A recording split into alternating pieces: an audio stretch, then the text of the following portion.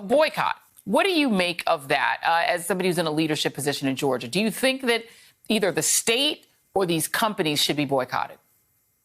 Well, Joy, in fact, on Thursday at 12 o'clock in front of Coca-Cola, we're going to announce the beginning of a boycott on next Monday. Let me say I'm supportive of boycotting the corporations. I'm not advocating the movie theaters. I'm not advocating Major League Baseball. I think that will take care of itself. I think we need to concentrate on these corporations who blacks give their dollars to, and we give our dollars to them. We expect them to stand with us. And Coca-Cola put out a statement on Monday saying we're disappointed with the outcome. They sort of tried to revise their previous statement. We don't see this as a final chapter. We'll also continue to press for improvements to Georgia's election laws in future sessions. I'm not sure what they think is going to happen. There's a 98-page bill. Delta, they stood by their statement in which they said the law was improved over time.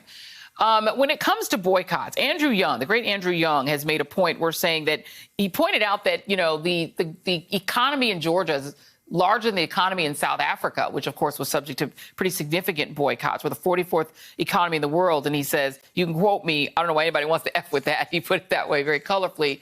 But what impact do you think a boycott of Coca-Cola, Delta, UPS, Aflac, et cetera, would have? Well, let me say this first of all. Let's take Coca-Cola. In June of last year, James Quincy, the chairman, CEO of Coca-Cola, said our companies can do better.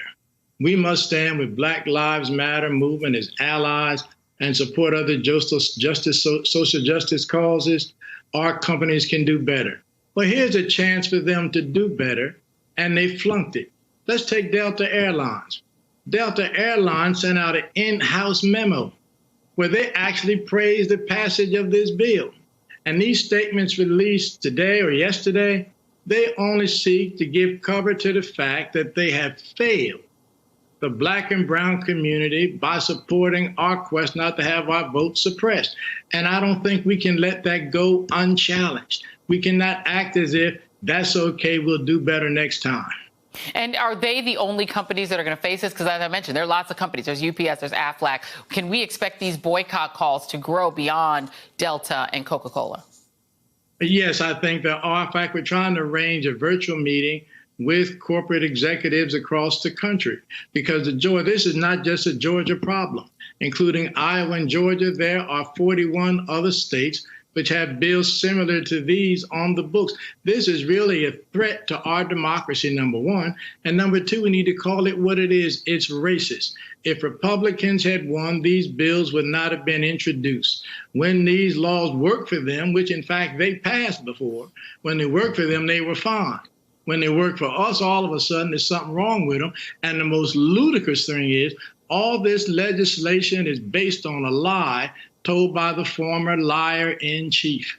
And now all of a sudden we want to give credibility to a lie. I remind Georgia, 2018, the former Secretary of State, now the governor, he took 500,000 names off the voter rolls, many of them voters of color. There was no legislation. There was no concern about the outrage of blacks. Everything was fine.